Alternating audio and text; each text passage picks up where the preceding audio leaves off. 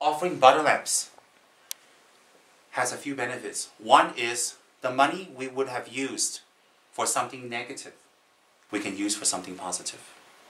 One. Number two, when we offer a butter lamp, it helps us to eradicate stinginess. Why? Because it's something we would use for something else for ourselves. So it's a small practice to eradicate stinginess. Second, when we offer a butter lamp to a Buddha, the Buddha, any Buddha, Vajrayana, Tsongkhapa, Shakyamuni, Amitabha, Dada, any Buddha that we offer a butter lamp to, from their side, when we offer the butter lamp, we create a strong connection with them, we receive their blessing, and we collect merit. The third thing, when you offer a butter lamp to the Buddha, you create the karma of opening your mind to receive more Dharma, more and more and more and more and more Dharma. Why?